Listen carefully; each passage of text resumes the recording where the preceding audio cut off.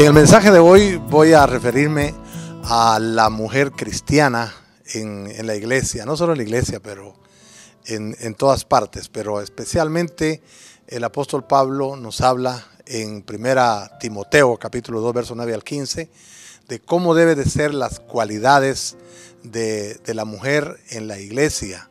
Pero vamos a verlo aquí no solo en la iglesia, pero también en el público. Y para ver este pasaje tenemos que ir al contexto histórico.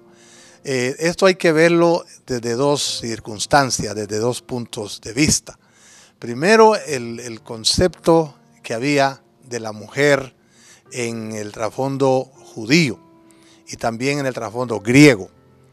Aunque los judíos daban cierta ayuda a lo que es el sexo femenino en frente de alrededor de todas las demás culturas, sin embargo era una mujer que la tenían de alguna manera relegada a un segundo plano, de modo que en las sinagogas o en el templo las mujeres no podían estar en el mismo lugar en donde estaban los hombres.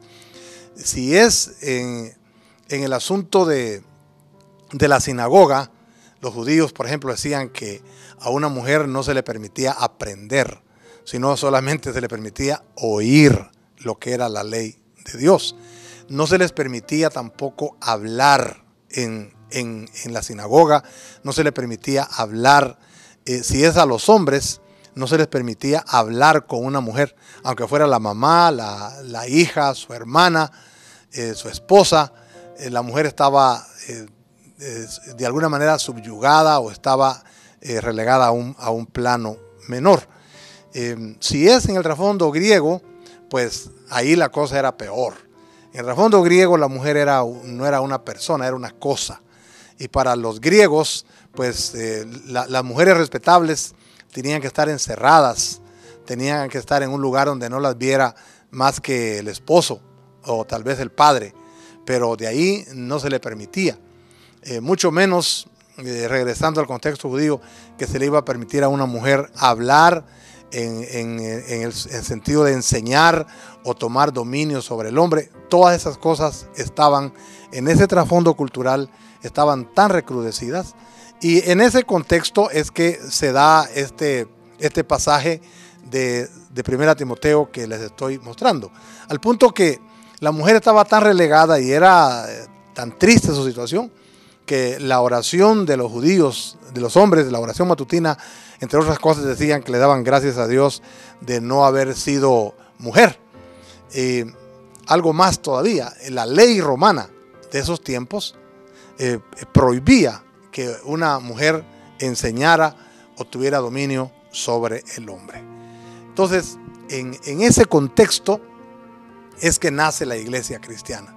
En ese contexto surge la iglesia del Señor, en esos trasfondos griegos, romanos y bajo esa ley.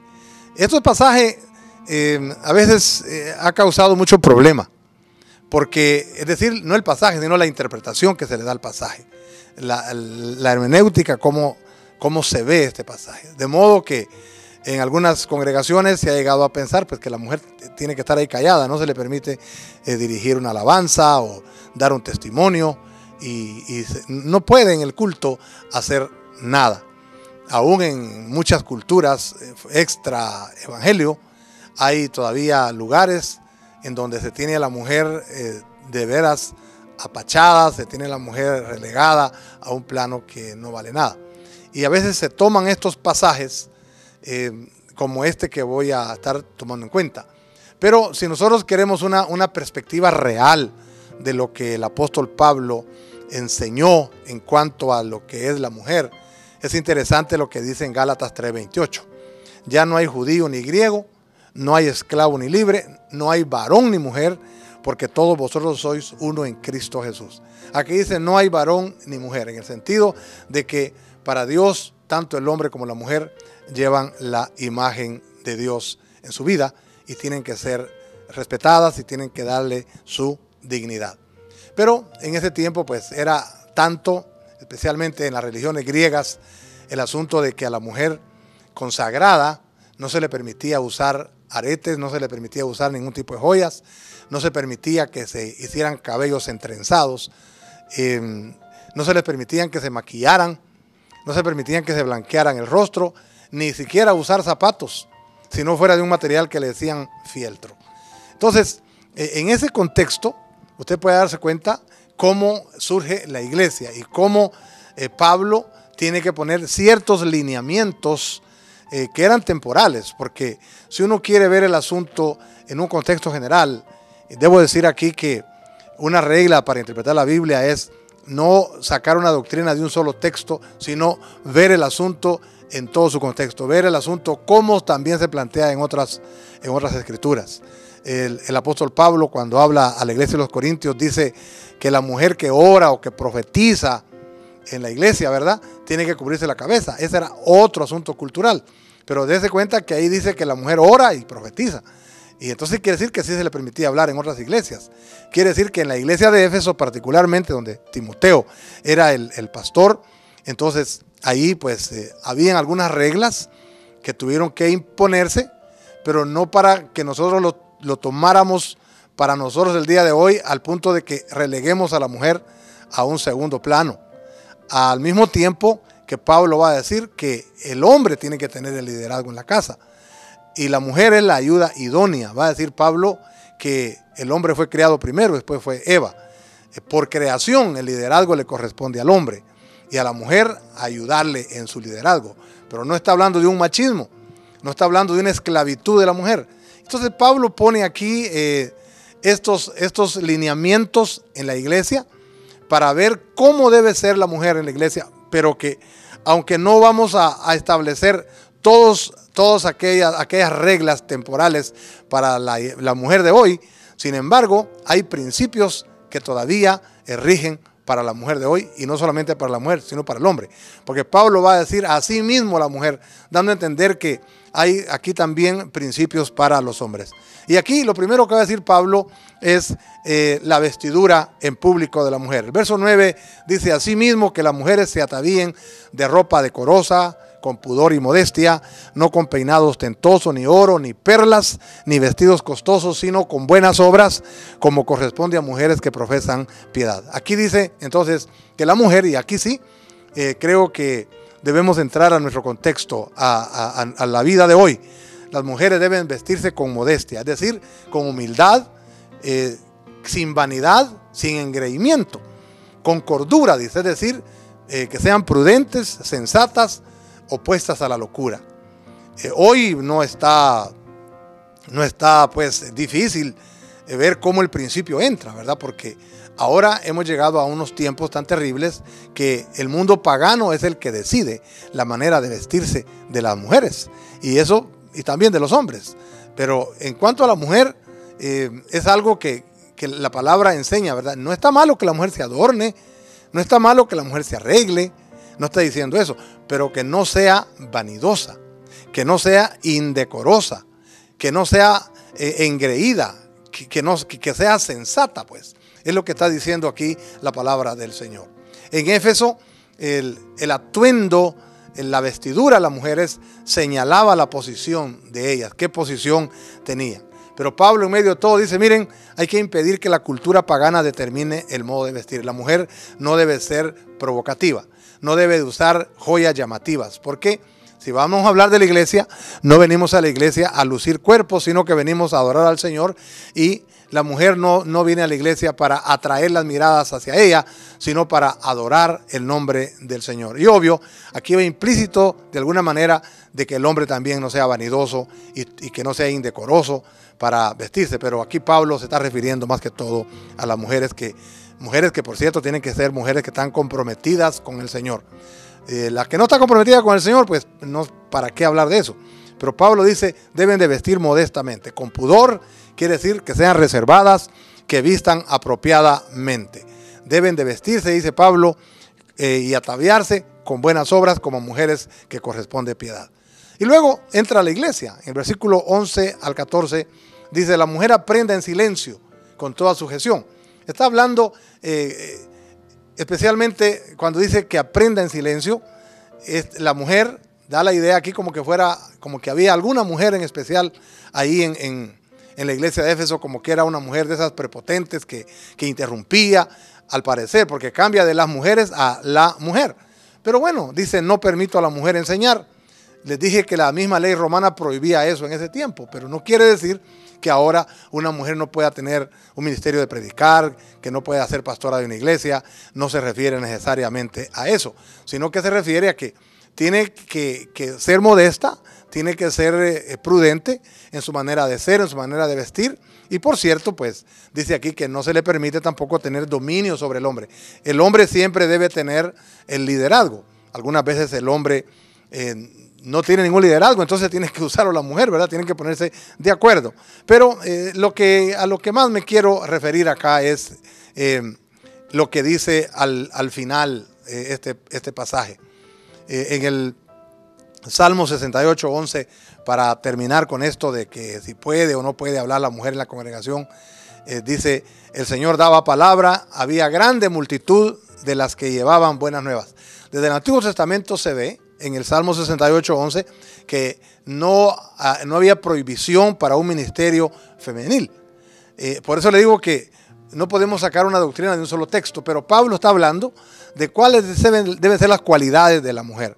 Su modestia, su manera de vestir. Hoy lamentablemente hay una provocación increíble, aún en las mismas congregaciones, de hermanas en las iglesias que ya no tienen miramiento para vestirse. Y ya para ver mundanalidades ya no necesitamos salir al parque. En la misma iglesia existe eso. Y si me está viendo a una mujer coqueta que le gusta usar esas ropas tan apretadas y esos ropajes que no dejan ni lugar a la imaginación, quiero decirle que eso está incorrecto. La mujer cristiana debe ser diferente. Dije, no que no se pueda arreglar, no que no se pueda adornar un poquito, no que no pueda vivir en el tiempo que vivimos, pero no marcada por la cultura mundana que tenemos el día de hoy. Pero hay algo que dice aquí en el versículo 15, que es en donde quiero finalizar esta meditación.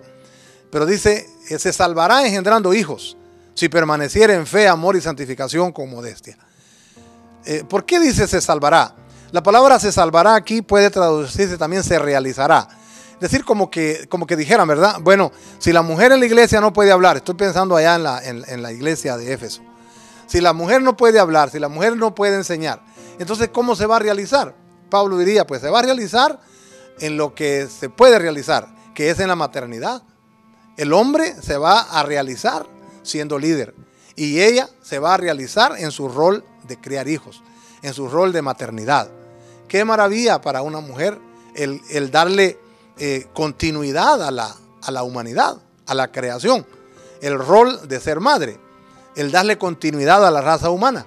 Ahí estará, dice Pablo, su máxima realización, su máxima satisfacción de dar a luz hijos, de modo que la mujer se realizó tanto que fue la que Dios usó para traer al mundo a su propio hijo. Pero eso está hablando de realización, de que se sienta realizada, pero su salvación va a ser lo mismo que se exige de todo mundo. Su salvación se salvará si permanece en fe. Eso es para todos. Si permanece en fe, ¿en quién? En Dios. Si cree en Jesucristo como su Salvador, si permanece en fe en Cristo y si permanece en amor. ¿Amor a quién? Amor a Dios. Usted sabe que el mandamiento más importante en la Biblia es amarás al Señor tu Dios con todas las facultades de tu ser, con todo tu espíritu, tu alma y tu cuerpo y con toda tu mente. Y el segundo mandamiento es parecido a este, dice amarás a tu prójimo como a ti mismo. Dice, ella se salvará si permanece en fe, si permanece en amor y si permanece en santificación. Santificar es apartar. Si permanece separada para Cristo y para el propósito de Cristo. Y eso es aplicable para todos. Si nosotros tenemos la fe en Jesucristo como nuestro Salvador, somos leales a Él, es como nos vamos a salvar.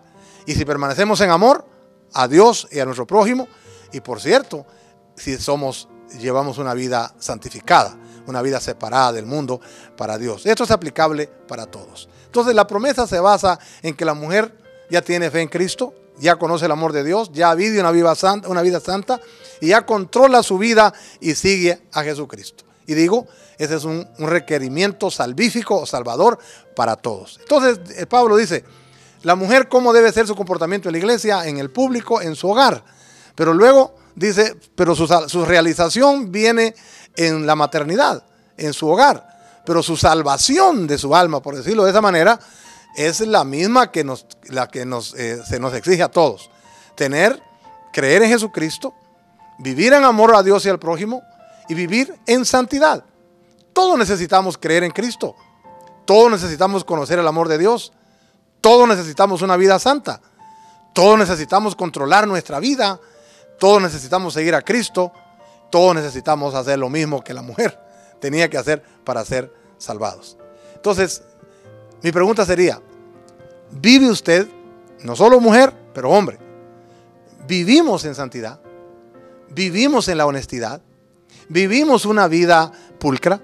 ¿Vivimos una vida que no somos marcados o definidos por la moda mundana, por lo deshonesto, por lo vanidoso, por lo ruin que hay en el mundo, por esas vidas que se viven en estas culturas que se han degradado totalmente, en donde ya lo que se ve por todos lados es inmoralidad?